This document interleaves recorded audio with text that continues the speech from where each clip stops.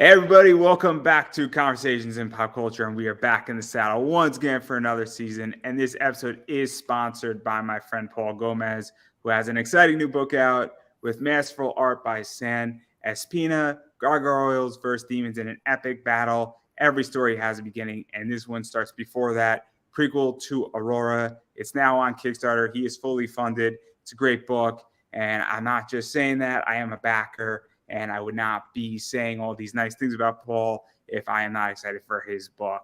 So go check that book out, everybody. But enough about Paul's book. I'm sure that you could find Paul all over the place, and he'll more than happily tell you about his book, as I have with me comic creator JayDee Rosario. So welcome back to the show, man. Andrew, thank you for having me back, brother. And listen, you don't got to stop talking about Paul. I know Paul, he's a good dude, man. And I wish him well with his campaign. I didn't know he funded, so I'm glad. I am also funded in my latest book. We hit our funding goal today, so I'm psyched about that. It's funding all around. I feel like Oprah. You're getting funded. You're getting funded. You're getting funded. If anybody is in the comic book creating community, they understand making books are hard, right? I mean, putting it together is a task, and that's the easy part. Okay, so when you finally get funded, and you could take a little bit of a breather before your prints start coming in and you start shipping out and you do all the other stuff. It's a big moment, So anybody getting funded in a campaign, way to go, man! You did your work. Yeah. I ran a campaign for this show and I got funded. But it was tough. It was tough. A lot of criticism, a lot of questions, questions. We're in the community. Weird. Very weird. Definitely changed my perspective, where I thought it would have been more communal based versus not. But apparently it was mixed. And people I think just weren't ready for it. I think people are not ready for other creative ventures that they perceive as free. But I digress. But I want to talk about your book. In particular, not my project. I can do that any given time I want. Yeah, but I don't want to be greedy either. You know what I'm saying? Last time I was on the show, we went all over the place, man. You made me tear up in the show, and that doesn't happen. I think that's the last time that it did happen in a live campaign with anybody. So you got a special place in my heart for getting me to that moment, bro. Well, I'm glad I did that. Or maybe I'm not glad. I don't know. But you have Limbo going on. Yes. And obviously it's an interesting book. Very much reminds me Penny for Your Soul in a lot of ways. And very cool. Obviously I know Tom very well. You know Tom. Yeah, good dude. Very good dude. He just finished funding also with Penny for Your Soul, right? About 2 weeks ago. Yeah, he did great with it. I'm very excited for that one. He convinced me to spend more money than I had on his book. But I got the wraparound with like the dust jacket, so I'm super excited because I know it was the right call. But you still question: should I have spent the money? And the answer is yes, I should. Nice. But we're not talking about Tom either. We're talking about your book, Limbo. That you are sort of the producer. And the publisher on it's a little weird. It's a little weird where it's your book, but it's not your book. So I am an official publisher. We've moved on from self-publishing and we've leveled up. We're starting to publish other people's books. Now, this was a book that was originally created by a team of fellows from Colombia and from Spain. Gabriel Gamora, Francisco Maldonado is the artist. Gabriel was the writer. Champion Ramirez is he's the colorist on this. And they put together a book called Limbo, Open Almost All Eternity, where a former priest is now sitting upon the throne of hell because Lucifer has gone missing. And he doesn't know what he's doing. So he's spending a lot of his time drinking with the other demons that are around him. And other higher-ups in the demon hierarchy are coming for his head and for the seat. So that's the premise of the story. It was originally, like I said, published in Colombia and in Spain, and they were looking to get U.S. distribution or at least a foothold in the U.S. we spoke because I had done some work with Chape previously with doing some colors on other projects that I have going on. That opened up the door to a conversation between the three of us, and this is where we got to, right? So for the last month, we've been running Limbo Open Almost All Eternity on Kickstarter, and we just funded this morning. Very excited. Yeah, and it's an interesting book. Obviously, Yeah, you have a former priest running yeah, hell, yeah, and yeah. I mean, if there's ever an irony book out there, I've tried to be as gentle as I can. Yes, yes. I don't know how religious you are. I am not. I I'm love not mocking very. religion. I'm I not love very. mocking religion. I find that religion is fun to make fun of. I Uh-huh. don't want to insult anybody per Yeah. se in their beliefs, but it is fun Well, sometimes what religion. I was there. I cannot say I was not there, but my wife comes from a very religious household. Her father was a deacon. Her mother, the house. Sometimes I'm scared that I'm gonna light on fire when I walk through the doors. But as long as I'm respectful to my mother-in-law and my wife and everything around there, everything is a good to go. So I got to be careful with some of the ideals that I had prior to our marriage. You know what I mean, brother? But when the guys brought this idea to me, yes, I saw the irony in it, and I I figured it would make a great talking piece, right? Something that would question folks on both sides of the concept. So what was it Madonna said? As long as they're talking about you, it doesn't matter whether it's good or bad. Yeah, so let's actually talk about that too, because this is one of the things that I think, and I view your book and Limbo in this. I mean, obviously it's not your book, but you're the publisher for it. Is that it is sort of a talking about book. It definitely raises questions. I think it creates the idea saying, hey, you're gonna question your faith if you read this book and you're Oh religious. yeah. Or if you're not religious, you're like, hey, I kind of see where this is going. And it raises some thought process and at least a discussion. This is the type of thing that I'll bring up to my friend, like, hey, man, read this book. And I won't tell him anything about it because I just want my friend to have his take on it. And what is that like? Because not every book has to be thought provoking. And I feel like this book is sort of filthy to some degree too, in Oh certain yeah. ways. Oh yeah. Well, again, It's a we've nice got balance. It's a nice balance. yeah, definitely a nice balance. We've got gentlemen from the EU and from South America, um, whose concept of sexuality is different than those of us here in the US, right? What some people may think of as lewd or nudity or porn, for them it's everybody at the beach is topless, for lack of a better phrase, right? So boobs for them is just the same thing as a guy walking down Muscle Beach with his shirt off. So trying to find ways to get both of us to understand how to bridge that gap and put forth a tasteful piece with also having the original concept preserved was interesting. Um, and again, when we talk about the ideas of faith and theology, um, they have a totally different concept. I was born Catholic, right? As I got older, my views on religion changed. My best friends growing up were Jehovah's Witness. So I had a very alternate perspective on religion growing up from the one that I was brought up in. And I had questions all these years. So understanding that no matter what, there's always going to be questions, again, brings this back to it being a great talking piece because, like it or not, it's just presenting a different aspect of theology to you, right? Are they taking more of the creator's turn and embellishing on certain points? Yes. But is there research coming from actual text that has been uh, preserved over the centuries?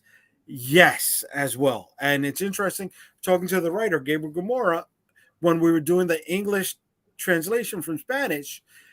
not everything is going to be literal. It can't be word for word.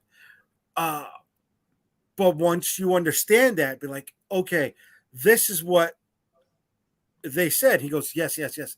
But this is what I mean. So now we got to try to find a way to reapply that in the story. This is what was meant. Okay. Um, so it's interesting.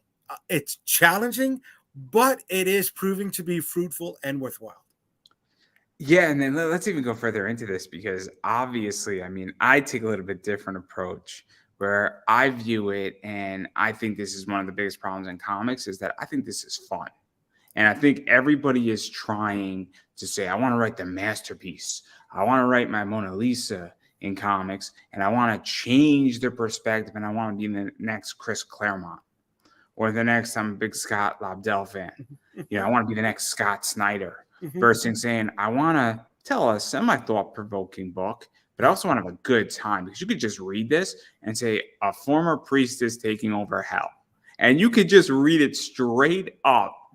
I don't know. What's your response? I don't. Bro, that's 100% it. At the end of the day, we got to remember this is fiction, right? This is fiction. As with most books are fiction, right? Even nonfiction books sometimes skew a little bit into fictional elements. But this is fiction. You want to have fun with it.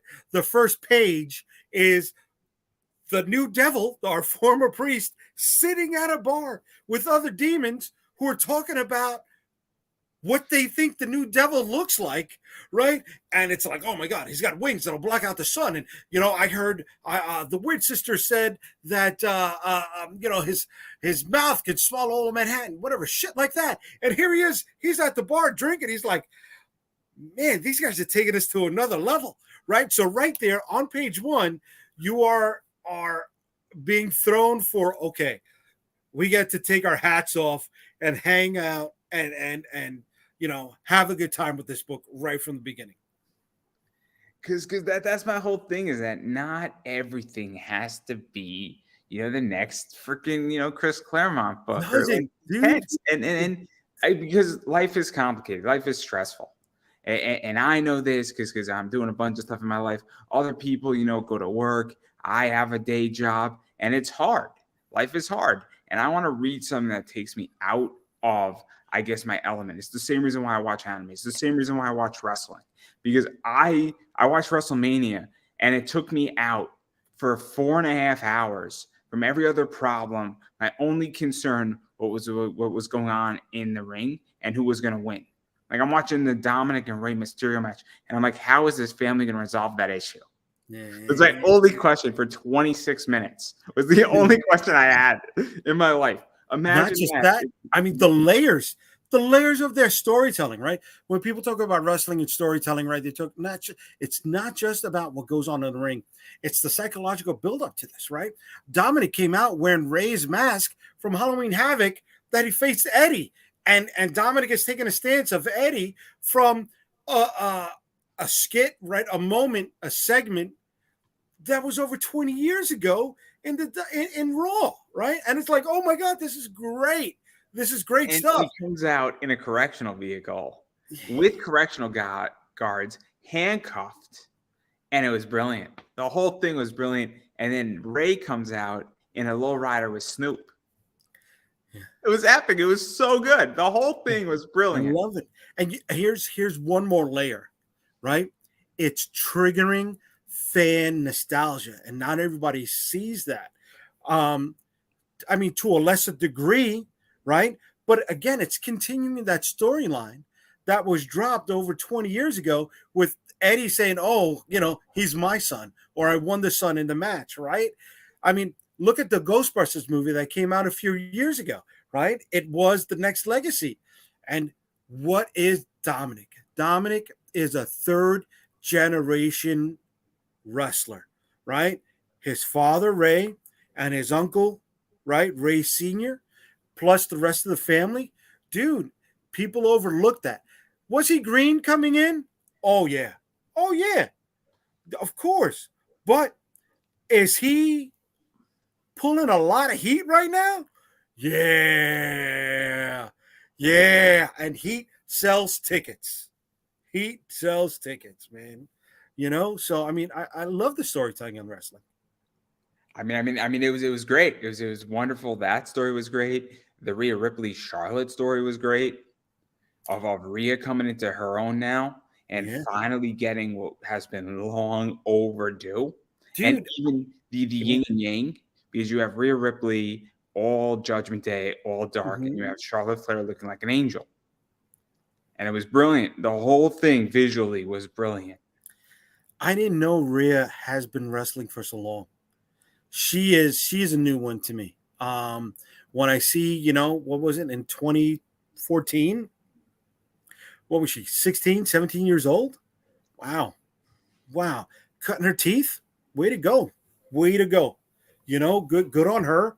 And just keep it fucking going. Sky's the limit. Sky's the limit.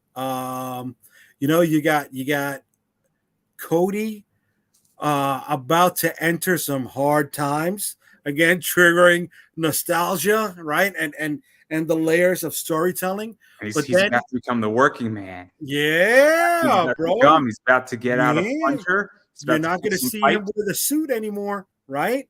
But that was an aspect of the characterization, right? Of the journey that Cody Rhodes, the wrestler, took.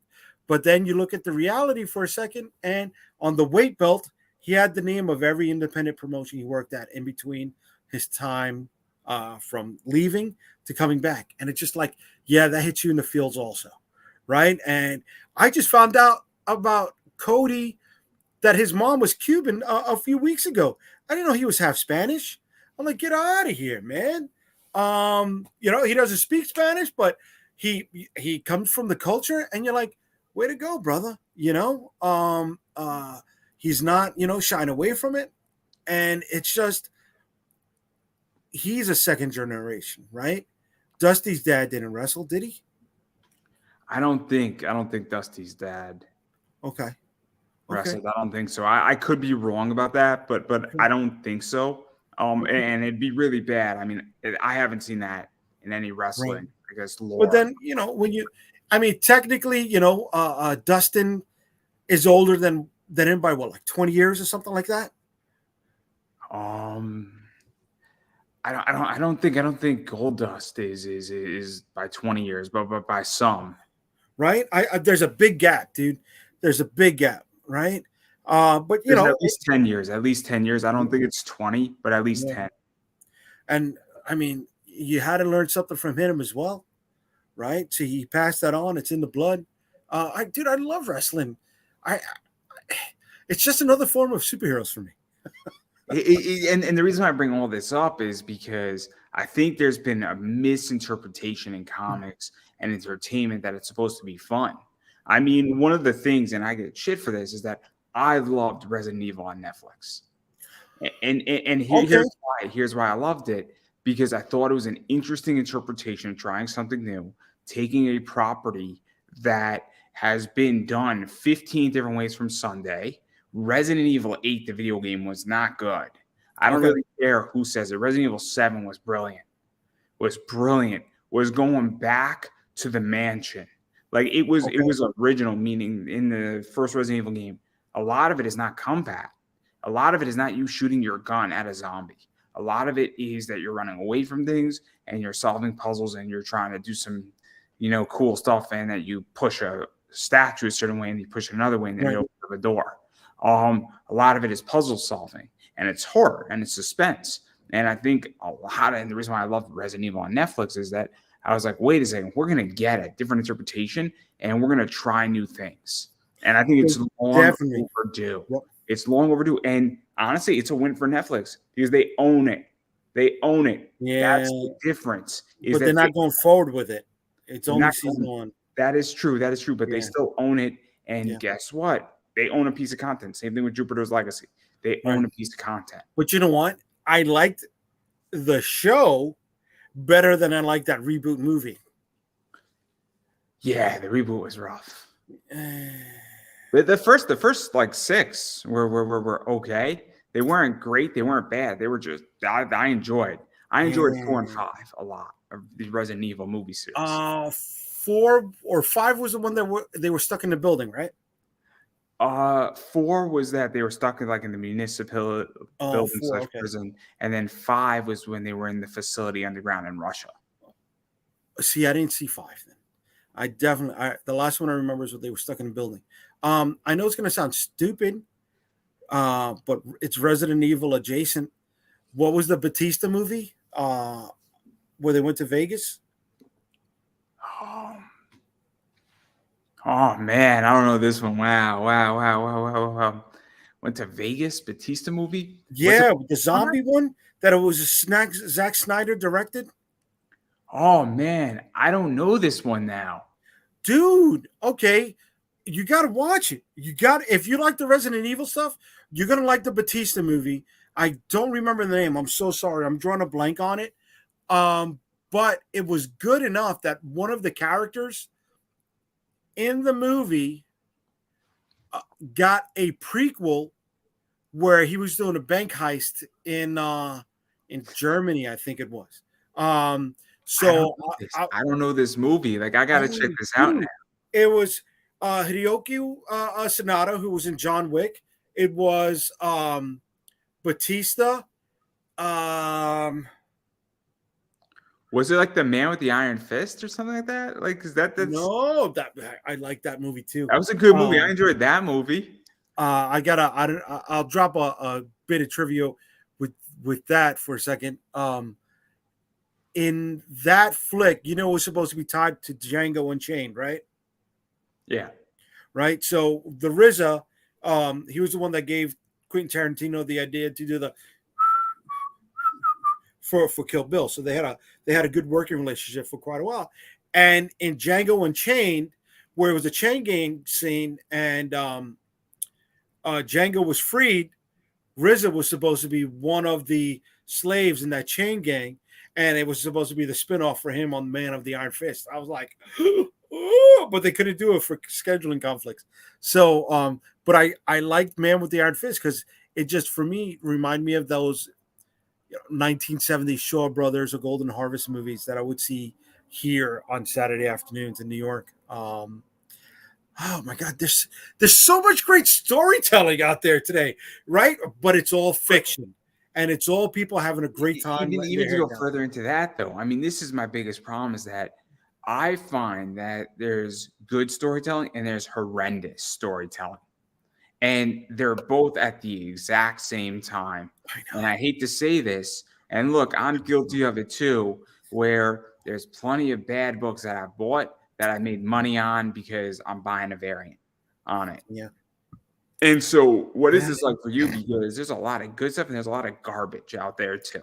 yeah. I am guilty of it too. My very first works, the ash cans that we did, were fluff, but and it took time to become a storyteller. It took time to learn more than just the 3 act structures of simple storytelling. But then it also took time to understand that there's so many rooms to play in when you're developing a 3 act structure in a story. And how do you take something like that and utilize it in the macro, and then you utilize it in the micro, right? And can you evolve yourself with your storytelling and your understanding? It's very interesting that you bring Yeah. that up because if you go back, and I've been podcasting for 10 years, and I think a lot of people might not realize that I'm not an overnight success. Mhm. To get to where I'm at and even being able to, I had an interview cancel on me for an emergency and I booked somebody else. And 10 years ago, I would not be able to do that and write an interview that quickly and be comfortable enough. And even my first 50 interviews that I did, in my first 3 years were rough, were Yeah. stiff. I mean, they're stiff. Like it's like not to make a wrestling analogy, but chopping somebody stiff. Yeah. That's what it seems like, and that's what it looks like. That's what it hears like. And took me a long time to get out of that structure. And I would imagine as a creator, when you're doing your first book, you're gonna be a stiff, and I don't care who Super. you are. It's just the way it is. Very few people are not stiff on their Yeah. first run out. Very No. few. No. Yeah. I mean, I don't want to give a percentage, but yeah, we're definitely going to lean on more stiff than not, right? More unpolished, more not ready for prime time. And it's not just making the book, right? I said earlier, making the book is difficult, and that's the easy part. Learning how to be comfortable with selling the book, learning how to sell the book, learning I'll where throw to you sell the book. another one. I'll throw you another one. Learning how to be on an interview. Oh, That sounds weird, right? yeah. I was on a show last night. I was making a joke. We were talking about fishing. So I made the joke that, oh, my first bass I caught was 13 inches. And then the next time I brought up the story, I said, oh, the first bass I caught was 14 inches. And anybody who knows fishing and the fishing community knows that every time you tell your story, your fish increases by Big an inch. fish story. Yeah. And that's the joke. Yeah. But unless you're a seasoned interviewer or seasoned guest, you wouldn't know to tell that story, but you don't explain the joke. And so what it does is that if you're talking about it, talking about the outdoors, and you keep sneaking it in there, it gets funnier and funnier. But that is a way how to sell your book. So if you have a character that does something like that in your book, and you're trying to sell your book, you should absolutely work that in to answering questions, because all of a sudden, and that's a real skill, because I've had people on my show who it is so hard to pull teeth. And this is their third, fourth, fifth interview with me. And I'm like, I can't do it. And they're not back on my show anymore because they're too stiff. I cannot function It's that way. hard. It's hard when sometimes people can't see the forest through the trees, right? Some people can't develop that level of comfort. And I'm gonna say this: I'm a wallflower, right? If I'm walking into a room for the first time, yeah, I'm gonna be quiet. I'm gonna be, very observant. I'm not gonna speak until I'm spoken to. But like we've had conversations before, we've talked offline. I've developed some modicum of comfortability with you, where I feel like I'm talking to a buddy more than this is an interview, then, right? And if some people can apply that concept, then it may be easier for them to dish out a little bit more info. But sometimes they don't see that. It's complicated. It's very hard. And Yeah. look, as I've been on shows and I'm seasoned. I'm 10 years as an interviewer. I've been on a bunch of shows, and sometimes I'm stiff where I'm just having a weird day.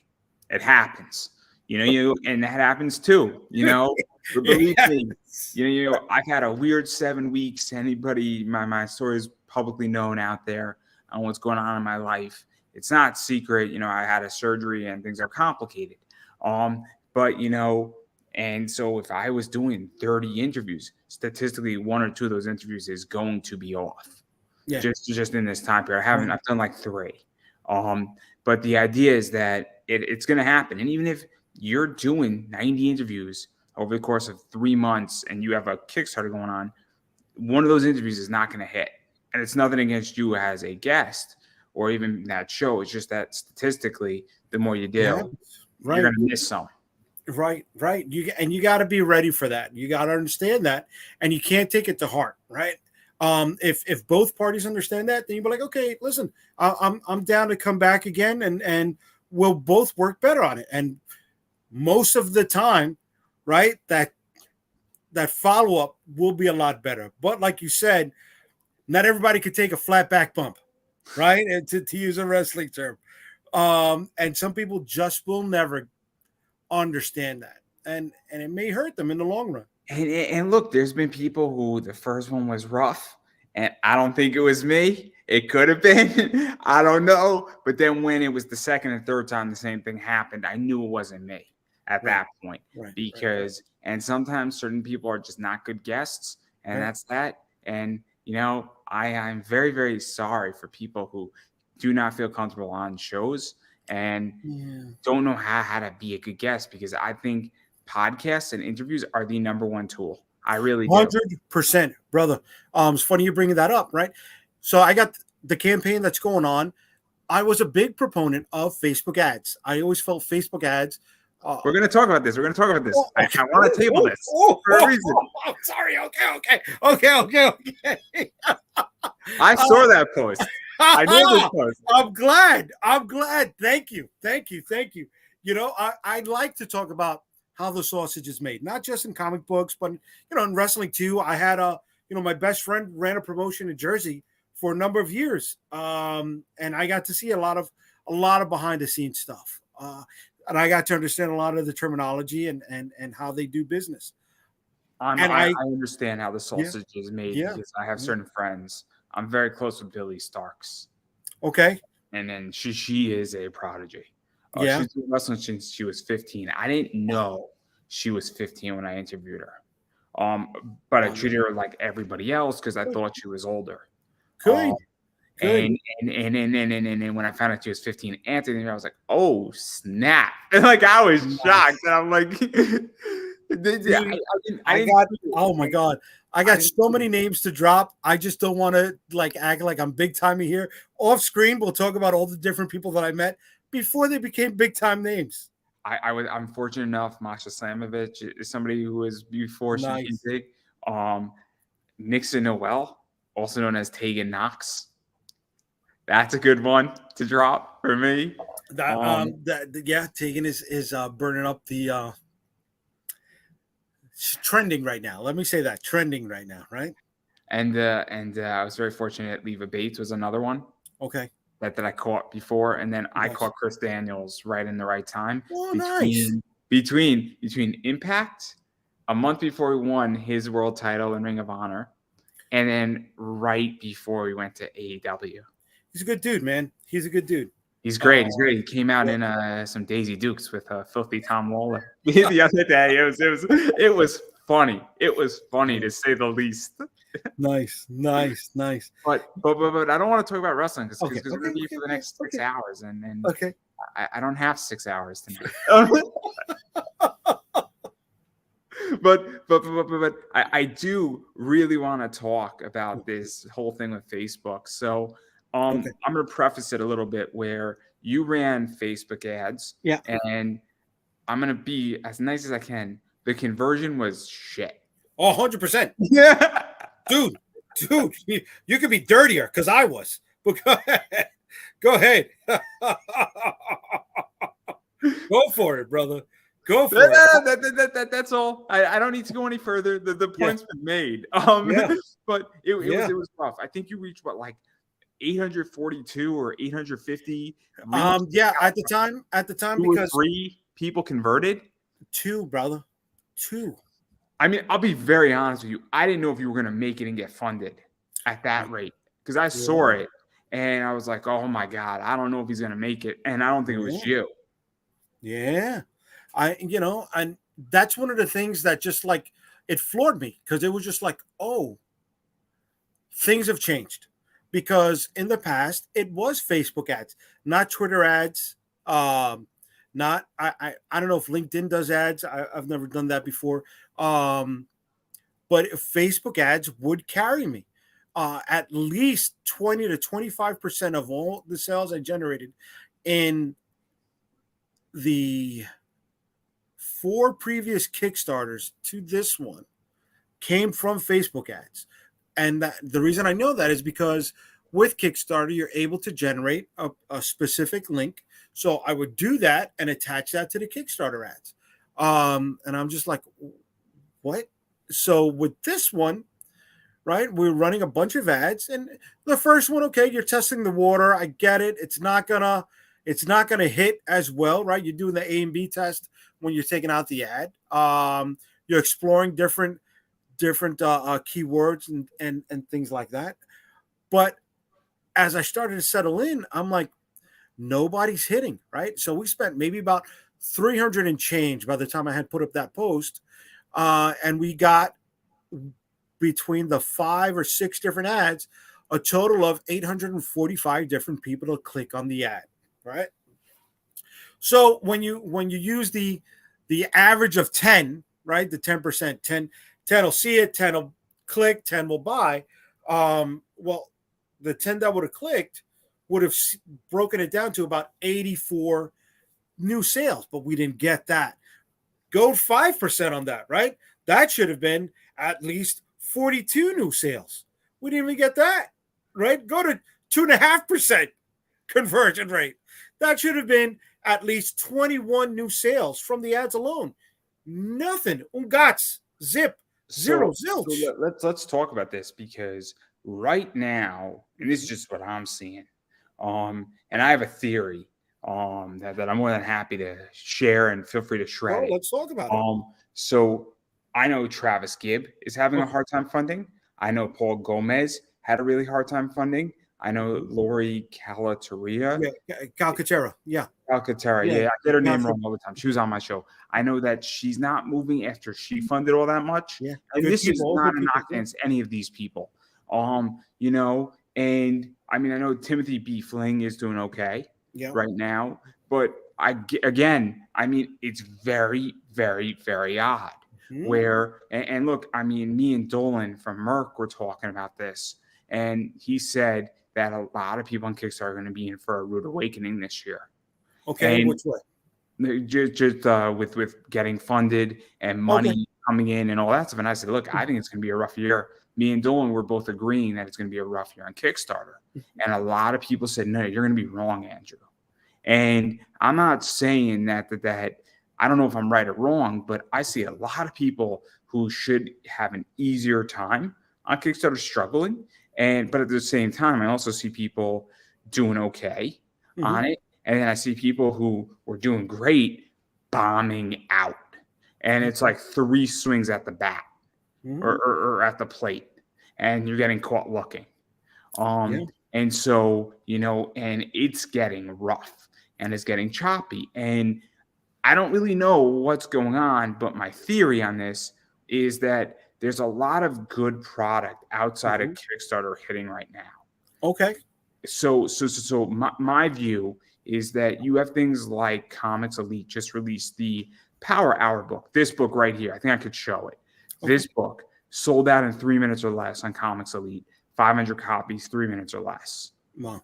And so it's one of the hottest books. I bought 2 of them. I don't even have the book, and it's already trending for $90. And I sold mine for $90.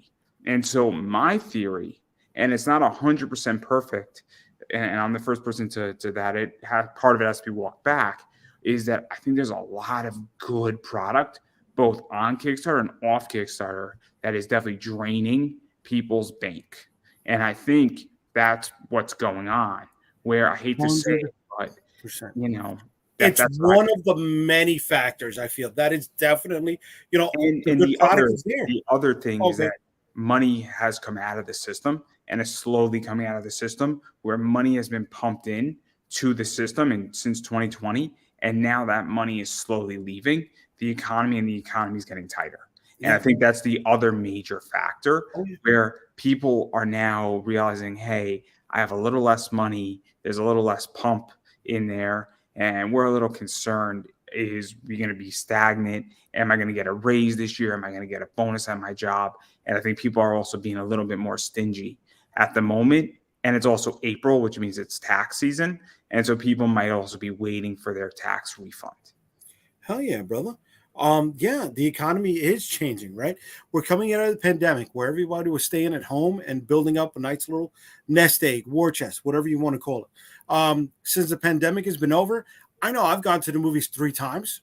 Yeah, okay, it may not seem like a big thing, right? But nowadays, going to the movies for 2 people, it's $100 night, right? You're getting, at least in New York, right, 2 tickets. Well, that's about $40. Then you look at popcorn and a soda, maybe dinner, sometimes parking and gas. That stuff will add up, right? Where's that coming from? That's coming from the account that was the disposable income prior to that, right? There are a lot of new books on Kickstarter and in the greater world. We were talking earlier, about comics and cards and toys.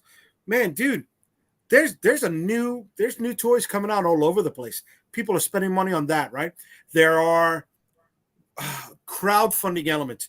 Mattel is doing the WCW stage, right? That's $400 and change for the WCW stage and 5 figures.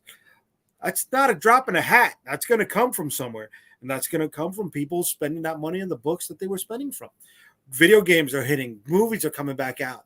Hasbro's doing a crowdfunding every quarter now. Boom does one. Dude, the Power Ranger thing, right? The collector box right now.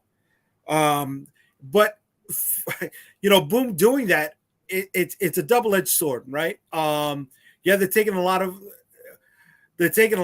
air out of the room, but they're also signing up a whole bunch of new people to the platform that were not signing up there before. And if anybody has run a Kickstarter campaign or any sort of crowdfunding campaign, you know that half of your pitch to new people is pitching the platform at the same time, getting them to understand how easy it is, or trying to help them navigate through there so they can complete the sale. It's also the idea that, I mean, even Boom, somebody's backing Power Rangers, they might not be backing your book right off the bat. And they're not your, warm lead, for lack of a better word. Right. Somebody, you coming on my show and then me putting into a bunch of Facebook groups might be a warmer lead, or it being right next to a voice actor or a cosplayer who's coming on after you might be a warmer lead, because that person is doing something in more of the pop culture space in an indie field. And so there might be crossover right there. But at the same time, if somebody's on the platform now, and let's say it's 2.5% conversion rate of them backing another indie comic, and they sign up, 10,000 people back that campaign, all of a sudden 2% of 10,000, it's not a large number, but it's a big number. It's a big enough number. I don't know that number. I'm not a math guy. No, it hits, right? And funny thing with independent comic books on crowdfunding, we're not asking for, the early image numbers of 1,000,000 units sold, right? We're not asking for, the after image stuff, the after the comics implosion of 30,000 units sold, right? We're asking for a couple hundred people, if that. A couple hundred is on the larger end, right? We're asking for maybe 100, 150 people to help us bring our projects to life, right? And once you do that, well, now the onus is on us, the creator, to sell those books outside of the campaign.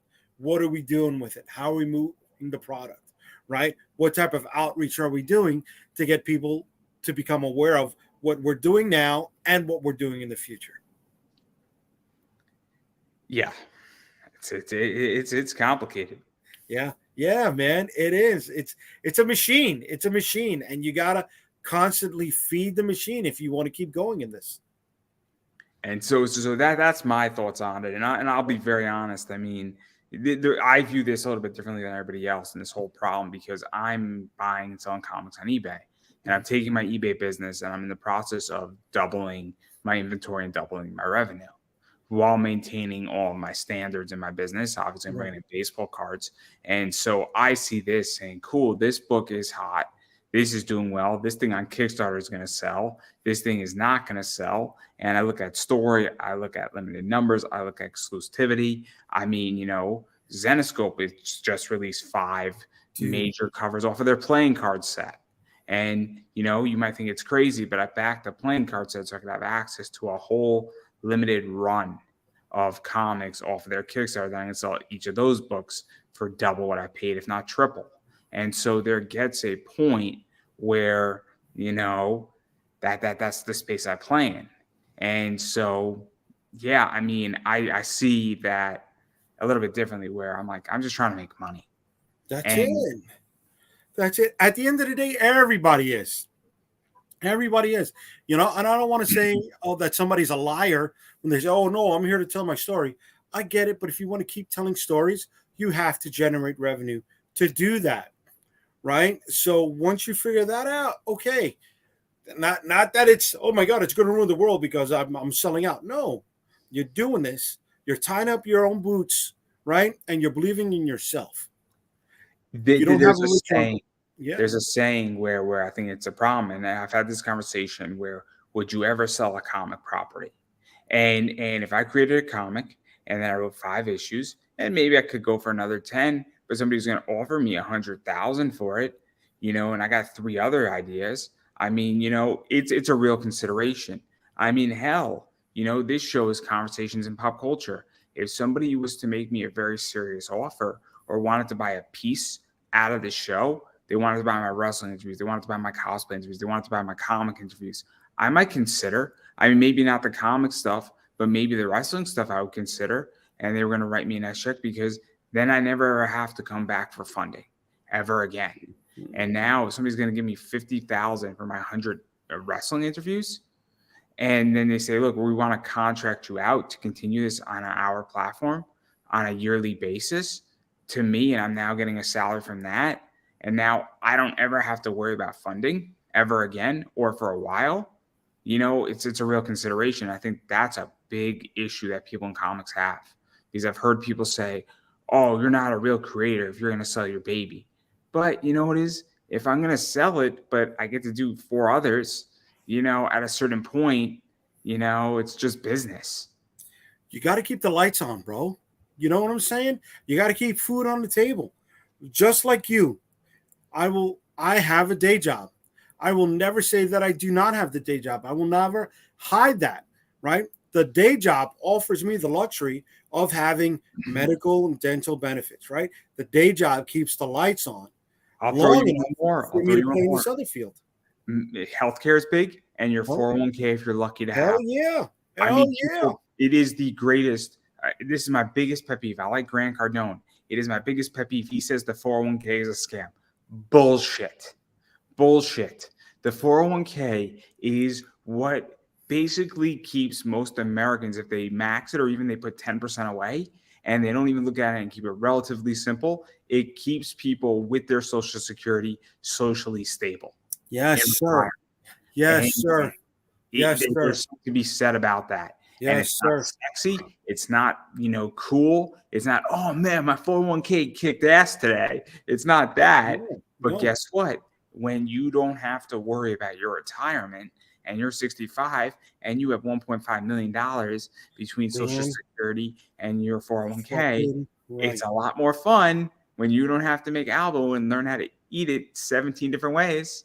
Dude, I max out on mine. I put in 15% every pay period, and my company matches 5%. So you know what? That's 5% free money that I don't have to put in. That is just going to compound. It gets better because the part you didn't mention is that it's 15% pre-tax. Yes, sir. Out. So you get a tax discount now that lowers your tax income. Now you're going to pay it on the back end, because I have a 401k and I don't max it out. But I'm still stabilizing my income, but I'm putting 10% away, which is still pretty good. And all right, so mine is called, I work for the government. So mine is called a thrift savings plan. It's not termed as a 401k. So I don't know exactly if this works with a 401k or not, but you know what? When it comes time for you to buy property, like a house, a condo, whatever the case, you can pull out that money as a loan to yourself to buy the property. And then you're just paying back yourself, not a bank, right? At a 2% minimum. So you can recoup that 401k to the position that it was before you pulled that money out. Because how many people in today's society have $150,000 at the drop of a hat to put that on a piece of property? With 20% down for not PMI. Damn right, bro. See, and people don't understand that, and that's another game. That's another layer of finances. Excuse me, not a game. I just use that terminology all the time. But that's another layer of finances that people don't understand, right? And how many of those people are also going into the creator world, in the collector world, without understanding that? And they're going to end up shooting themselves in the foot in the long run, and it's unfortunate. It's one of my biggest pet peeves, and it's one of my things, and I don't want to go too deep into it, but there was an incident where things were said about me that should not have been said ever, because I like to financially educate people. This is my space. I have legitimately, my purpose of my business is that I buy and sell comics at a profit, and then I take my profits and invest it in the stock market into good growth dividend stocks that pay me monthly. Nice. So and by the way, everybody can do it. There is no secret to the strategy. The secret is what I utilize as the fuel that triples my income. That's the only secret. But the philosophy is not a secret at all. What I just described is not a secret, and everybody can do it. You just need to figure out what you want to do it with. But You got to take your time to figure it out. Yes. And a lot of people don't want to take that time to figure it out. People want things handed to them, unfortunately. And that's not how it works. There's no magic switch. There's no magic switch. No, there is not. And also, you're going to get bruised. You're going to get bruised. Yeah. Steve Harvey talks about it, that if you don't jump, great, nothing happened. You didn't get hurt. But if you want life and you want something, you're going to have to get hurt to go get it. You're going to have to get bruised. You're going to have to get beat up. You're going to have to take a few L's. You know? You do. Nobody's asking to jump into the deep end of the pool with the sharks, right? But at some point, you're going to have to learn to swim. Very much so. Very much so. Okay. So all of this comes back to comics and geek space. Isn't that great? Right? That's because I have a day job, and then I have a business on the side that I'm growing that's in the complete nerd space. That's finally cool. It's cool to be into baseball cards. Yep. When did it ever become that Topps has a truck that goes around the country and goes up to Canada for the Blue Jays, and all these people line outside at all these stadiums to get Topps cards, and they're of all different shapes, sizes, genders, and ages. And that's awesome. When did that ever happen, that the jock and the nerd are standing in line saying, oh man, I hope I pull this card? When did that happen in America and in society? Because clearly that's a shift. I mean, I don't know if you've been in a hot topic lately, but I've seen like a football quarterback standing next to like a Poindexter nerd type kid, both looking at Pop Funkos and talking about it. Bro, not just that. I mean, bring that into like the world of hip hop or other version of pop culture. You know how many celebrities I've met at Comic Cons, dude? At Comic Cons, right? I've met major rappers. Major rappers when I was growing up, right? Not what's out there today. I mean, dude, I met Raekwon from Wu-Tang Clan, and he's coming to chill at the booth, and we're just like, oh, yo, what's up, right? Same thing with other actors who I never would have thought of. Dude, there's people I don't even recognize, and I'm jacking with them, and I got somebody elbowing me, and they're like, you know who that is? I'm like, yeah, I'm trying to make a sale here. Shut up, leave me alone, right? And it's no, we're just vibing, right? And it all comes together with this at Geek Space, dude. It does, man. It's so weird, and it's great, man. I mean, I love it. I personally love it, and obviously, it's cool to be nerdy now. It's cool to be the kid that was playing Pokemon, and everybody wants to play Pokemon, and it's cool to be that guy, and it's fun, and like all of these, and me and my friends. I mean, I'm an anime kid, and now we go see anime movies in a movie theater, and it's crazy because we see all types of people there, and it's not anymore just us in the theater.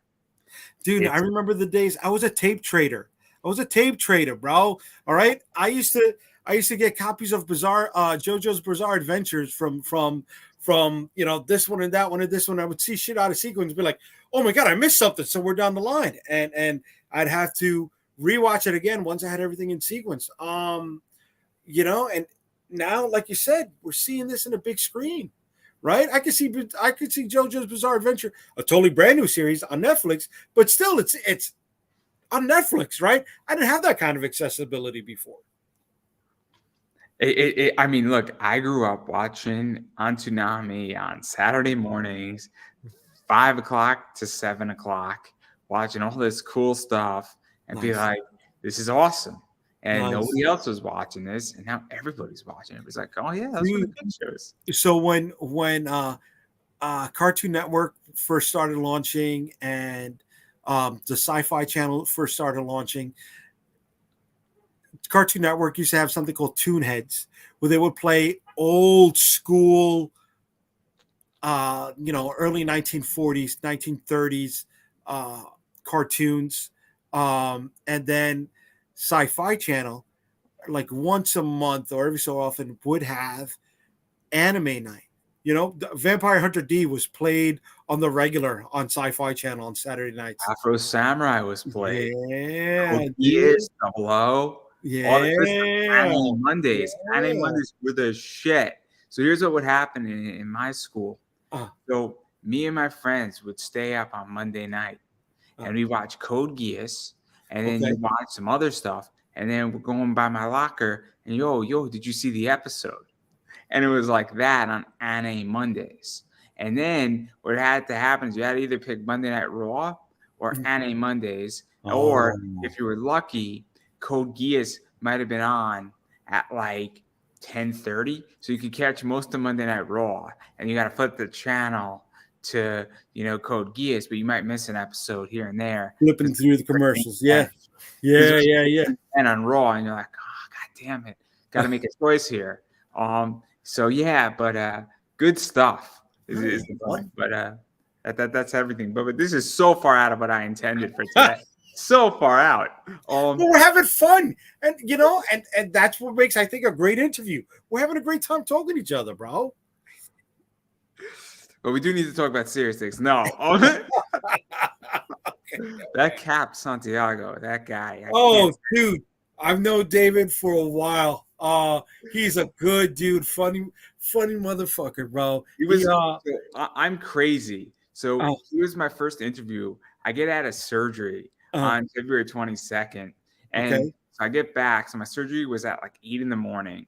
I'm already nervous, and I already had Tyler Carpenter booked from like 6 weeks before, and then my surgery date. I'm like, great, guess I'm having surgery that day. Most people be like, do you want to reschedule? And I'm like, no, let's not reschedule. Let's just run with it.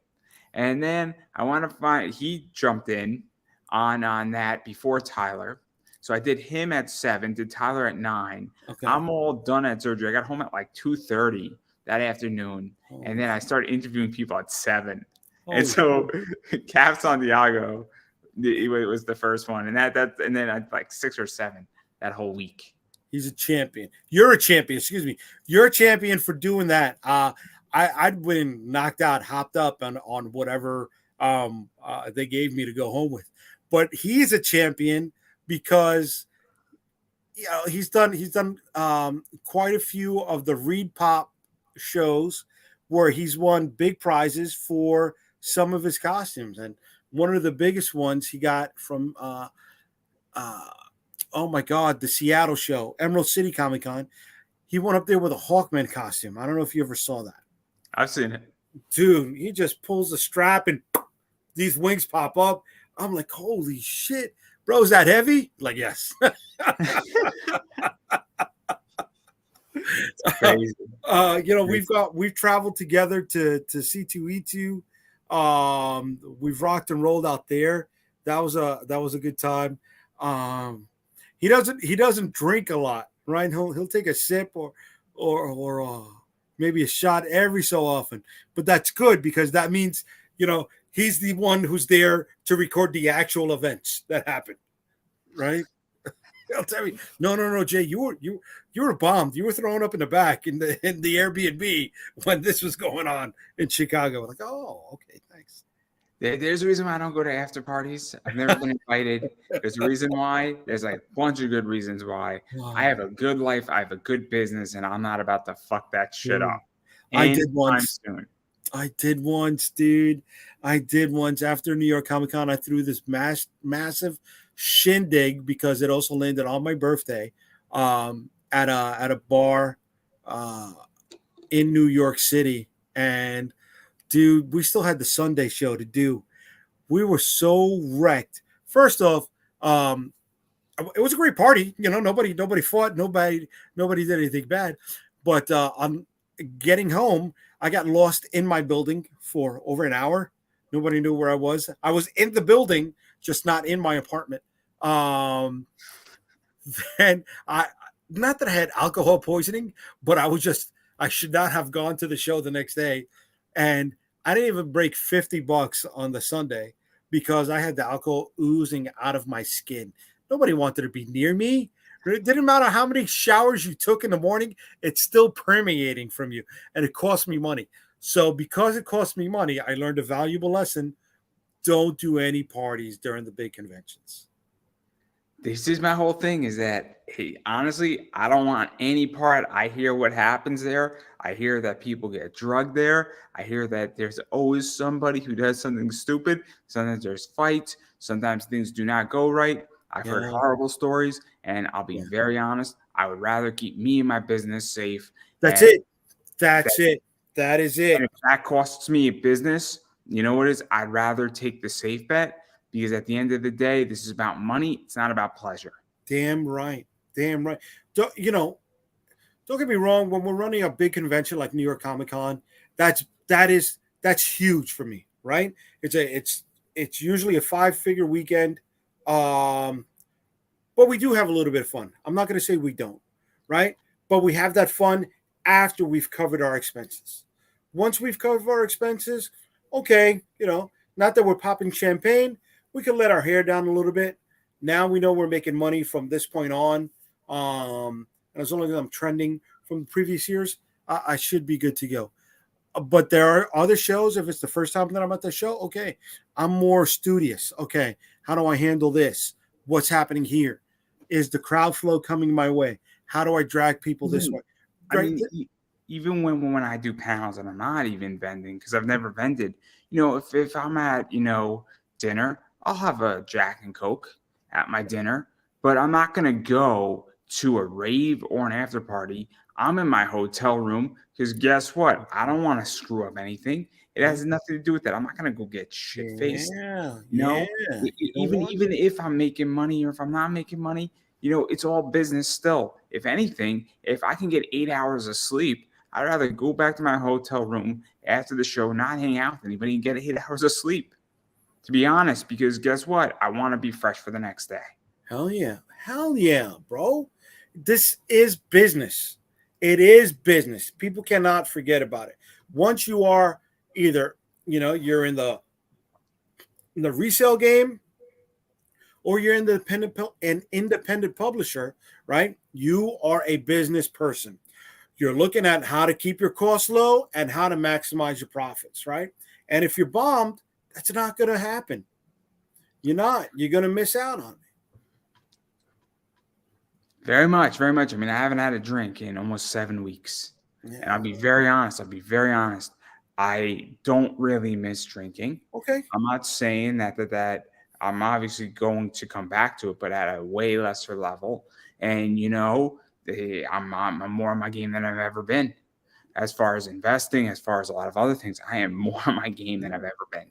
Yeah. And it is crazy. And that's why I'm saying I get such a high because right now more opportunities are coming my way and I'm spotting them quicker because guess what? If I drink on a Thursday, it messes me up for 2 days. Even if I only have 6 shots, it messes me up for 2 days 6 because shots. God bless you. I it can't do that many. Yeah, 3 shots messed me up for 4 days. There goes my weekend. what it does is that it saps and drains my energy because my body has to then process that out versus processing, water or processing something else. And so what I find is my skin's clearer. I find all these other things are actually Mhm. better and I'm thinking faster because I don't have poison in my body. It's going to slow you down, of course. And Of so, and course. so I don't know. And also, it gets expensive. Yes. Look. I'm not trying to wait. I got a couple $1,000 in whiskey and scotch, right? In my cabinets. I like a nice Jack every once in a while. I like a Jameson every once in a while. But you gotta learn. It's like life. It's life. You gotta learn how to temper it, right? Can can you have one every once in a while? Of course. But if as long as it doesn't screw you up with what you have to do.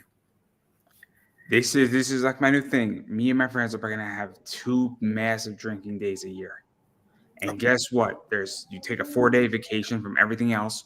I don't touch my business for 4 days. I don't care if a top person in the world says, "Can I do an interview tomorrow?" The answer is no.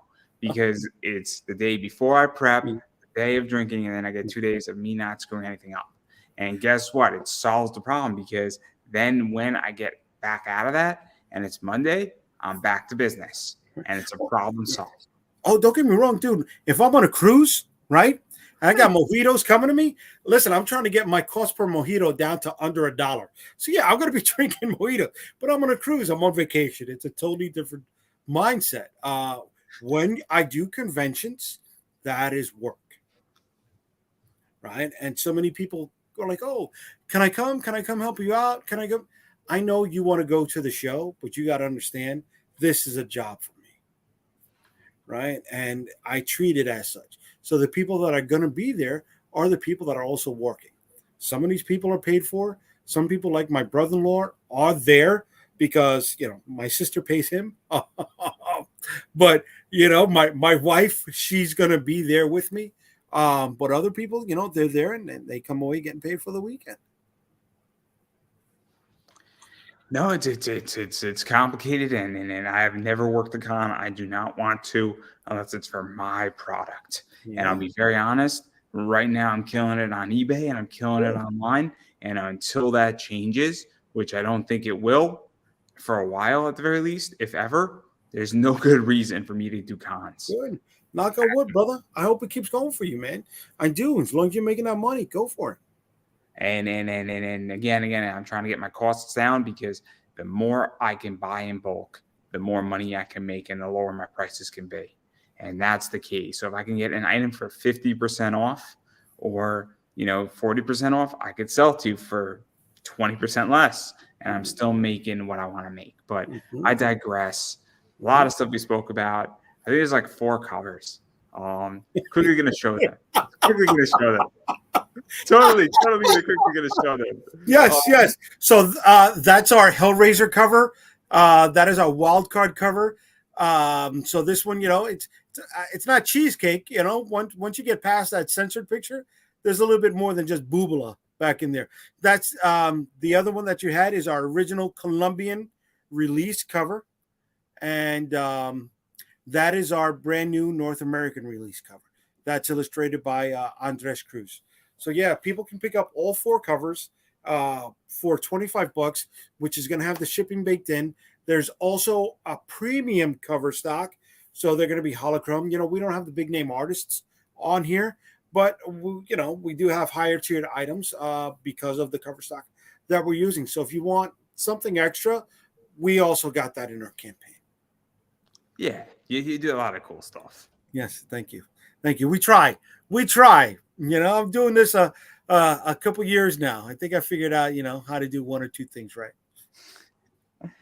Well, I hope you have. I mean, you've done a bunch of campaigns, and yes, this is your first publishing campaign, so yes, clearly there's room to grow as a publisher in a lot of ways. And I'm sure that the first one's the hardest one on publishing, much like your first book's the hardest. Brother, I thought this was going to be a totally different experience than what we're going through. Not that it is bad at all. No, it is a lot more plates that I have to spin than I even expected to be spinning. And it's like, okay, this is going to be a lot more challenging. So I need to dedicate just as much time as my self-publishing endeavors into this. It's interesting in which that I put up a status on my Facebook, and I don't put many statuses up. I said, growing a business is going to basically give you every emotion you could possibly imagine. Every single minute, every single moment of your day, you are going to feel happy, frustrated, rewarded. God damn, what the hell did I do? I want to quit. I want to keep going. God help me. This fucking sucks. My foot hurts. Ow. Yeah. my brain is liberated. Every emotion we're going to feel. I gotta get home. The shit I gotta do. What am I doing here? When I'm out, that's one of the things I need to find a way to balance, because I am at a point when I am out with my wife, I find myself doing business, which is not fair to her, because when you're married, Yes, love is beautiful. It's an amazing thing, but you need to work on your marriage as much as you are working on your business. I am lucky to have the wife that I have, that she understands this world and she understands finances. So I'm able to talk to her about so many different things. But she doesn't always want to talk about these things, right? She has a life of her own and ideas that she wants to talk about as well. So I need to give her just as much respect when I'm with her than she gives me, It's, right? I don't have that problem because I'm single at the moment. And no, but it crosses my mind where I'm building a business that is growing. Right. It's growing from sales of 30 to 60,000. Mm. And we're on that trajectory, Yes. or I am, and I'm a solo Awesome. practitioner, solo business person. So, and I don't say that to brag, I say that because what happens when I'm in a relationship, what happens when I meet somebody, and it dictates all of that. It's a very complicated thing. Of And course. this changes the way I approach relationships. It Of changes the course. way because I also have a day job. And now all of a sudden, pre-tax money, my income bracket, once I hit that 60,000, changes Yes, it dramatically. does.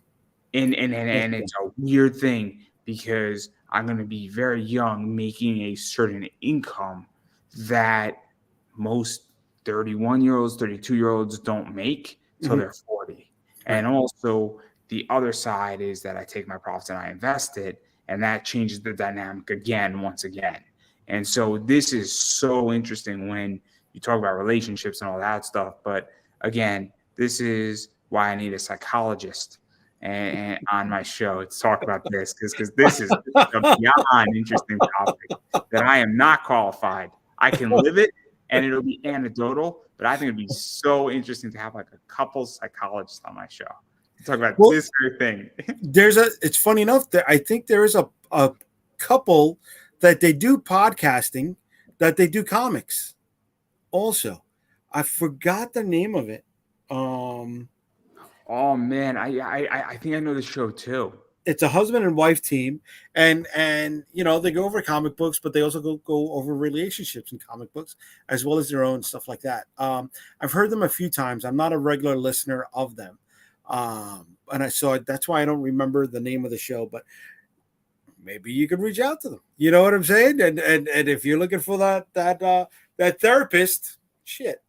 I just think it'd be a fascinating, Yeah. fascinating interview. I'm not looking for therapy. I'm just No, looking that's what for I mean. If you're looking for that therapist perspective, listen. I my wife I just says want to I make need it therapy. clear to the audience. I am perfectly happy and in tune with myself at the moment. Yeah, I am too. I am too. At the moment, give me about 20 minutes when I go back to work, and I'll be like, blah, blah, blah, blah, blah, blah, blah, blah. I'll be all over the place later. I'm just purposely being quiet. But anyway, we've been speaking for a while. Obviously, I think we covered a lot of stuff. We have. I had a whole different list of questions written, but then I over prepare and I under deliver. It's my fault. I take it. I go in so many different tangents. I apologize. No, it was bound to go this way. This was much better than my questions. Cool. The way my questions were gone, it would have been a depressing downward spiral. This was an upward, I guess, Good. exit Good. to a nice bright sunshine light. I like it. It's like going to the hero's garden in Sonic Adventures 2. Ah, very nice. Very nice. I like that poll. Okay. Yes. So yeah, there we go there. But I definitely do want to give you a chance to promote yourself. So where can people find you, bother you, back the Kickstarter, all Okay. that fun stuff, because that's just as important as anything else. Well, if they're looking for me, you can find me at Unstoppable Comics. All of our social media links lead to and from Unstoppable Comics. You can find that at unstoppablecomics.com. And it's pretty much that, and on almost every social media that we're able to get that if it wasn't parked. But right now, yeah, we are in the final days of the campaign for Limbo Open Almost Eternity, All Eternity, a dark fantasy where, like I said earlier, a former priest sits on the throne of Hell, because Lucifer's gone missing. He doesn't know what he's doing, so he's drinking with other demons. And, the major demons are gunning for his head because they want the seat for themselves. There's about 3 or 4 more days left. We are closing on Saturday night. This Saturday, the 15th, we'll have a wrap-up party. So that will be in the main page of the Kickstarter campaign. If you want to check it out, see what's going on, hang out with us, maybe have some drinks. Maybe there'll be some giveaways. We did some giveaways last time. It went very well. We might do a few more where some of our premium cover books may be given to certain backers who are physical backers, or certain digital packages may be given out to our digital only backers. So that way everybody feels like they're going to be getting something. Right? Have fun doing this. And also as a way to say thank you to the people that have been backing us and hanging out with us, and tired of all the endless posts that I've been making about Limbo, right? To say, hey, thank you for spending the time with us. Yeah, and then I've been saying it for a while. You have to support indie. And what that means is you got to back people's Kickstarters when they're live. And if you miss a Kickstarter and people have a web store or they're at a con, you should go back and buy their book there, because that also helps support them and what they're doing, and directly, indirectly. Because every time you buy a book from somebody, it helps to make the next one or another book that they're working on. And it might not seem like you're helping them directly, but any money that goes to a creator is beyond useful. Keeps the lights on, as you said it really well as it helps. It just helps in general. Money makes a lot of things work, is all I'm going to say on that point. Furthermore, following people on social media makes a huge difference as well, whether that's Twitter, Instagram, Facebook, sharing posts out, sharing things, engaging with them on that front as well is extremely helpful. So all that stuff matters. And then as far as I'm concerned, I have Buy Me a Coffee. Again, it's not necessary. It's independent media.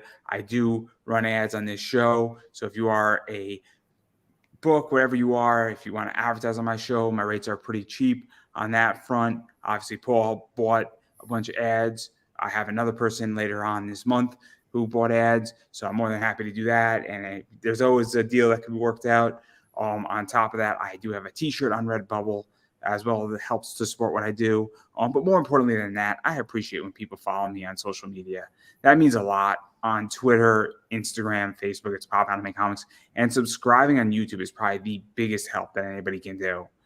It's free, and you will never miss an interview. And actually leaving a comment on any video is extremely helpful as well, because it says to YouTube, hey, show this more to people. And it means a lot to me, and it makes me feel special that people actually care.